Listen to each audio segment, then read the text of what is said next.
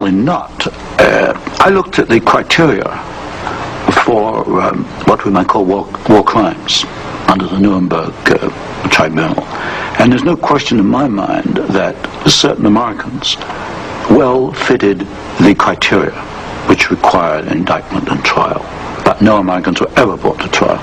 Do you think there was any conscious effort to conceal this fact, both from the Nuremberg War Tribunal and from the American public? Well, there was a conscious effort in the fact that these businessmen were very prominent in stating in 1946 that they had no knowledge of what Hitler was doing, and yet they were intimately involved with the build-up with Hitler. I suspect that this was not published in the media at the time, although I've not checked that. But certainly the role of American corporations and American businessmen in aiding Hitler has not been published.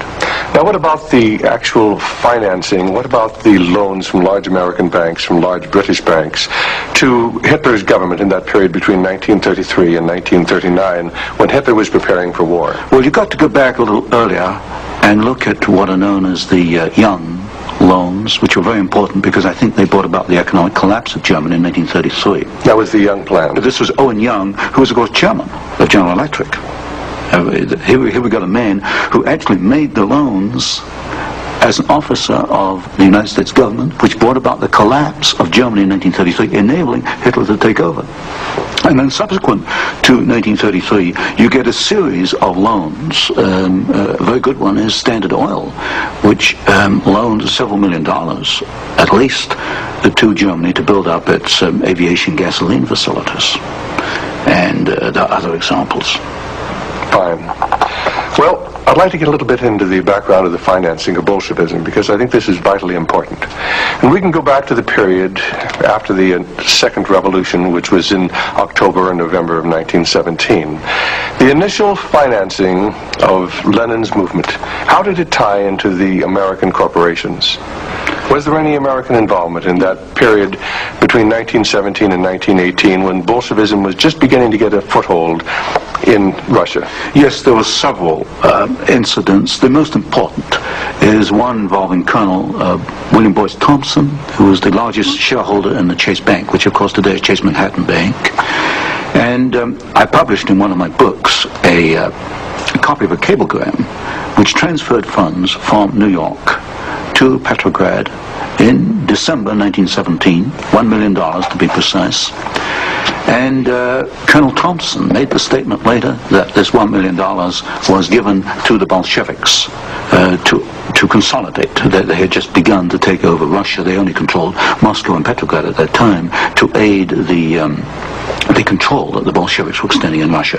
This is a very clear case. $1 million, American funds transferred through an American Wall Street intermediary to the Bolsheviks. And didn't you publish that document here in Wall Street and the Rise of Bolshevism? I published two statements. One is a copy of the cablegram, and the other is a copy of the news clip of the statement made by Colonel Thompson at that time that he had made this contribution. Now, why would an American capitalist, an American financier, help to aid Bolshevism? The only answer, and of course this puzzled me for years, why? Why? Because we understand there to be an opposition. And the only answer I can come to is one of captive markets. The United States did not want another United States in the world. And of course, if you look at the world map, Russia is 2 or 3 times larger than the United States. Imagine this as another United States, as another competitor to the United States. What the United States wanted, or Wall Street wanted, was a captive market. And of course, socialism is a captive market because my earlier studies at Stanford University had brought out the fact that a socialist system cannot innovate. It's got to import innovation and technology from the West. And so I think the aim behind this was to encourage the development of Marxism and other types of socialism, because this would give these Wall Street bankers control of a world market, a captive market. At the end of the First World War, Russia was devastated by famine, and America sent a relief mission. It was the Hoover mission. Do you know any of the facts surrounding the activities of the Hoover Commission? Well, there's no question that in 1922, 1923, Russia was finished.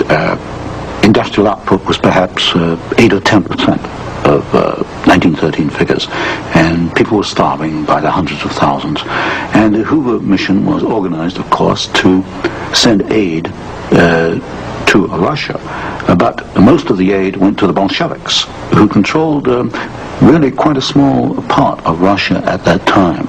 Only a very small part of the aid went to the White Russians or to the Far East.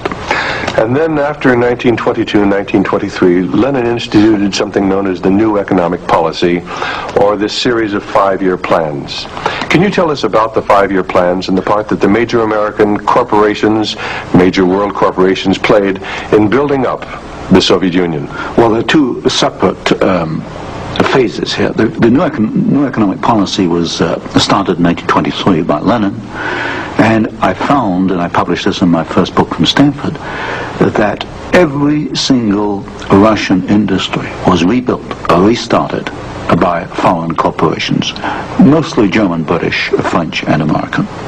By 1928, Russia was back to approximately its 1913 industrial output. And at that point, she began to think of these grandiose 5-year plans. And in 1928, Gosplan, which is the Russian government planning commission, actually designed an initial 5-year plan, but this was thrown out, it was inadequate, and American corporations were brought into Russia.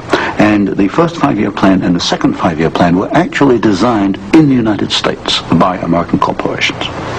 And what were these corporations? Which ones specifically were involved in? The design of the first 5-year plan was by a corporation probably not known to most Americans, Albert Kahn. But Albert Kahn was the foremost industrial architect in the United States. And Albert Kahn laid out the basics of the first 5-year plan for the Soviets.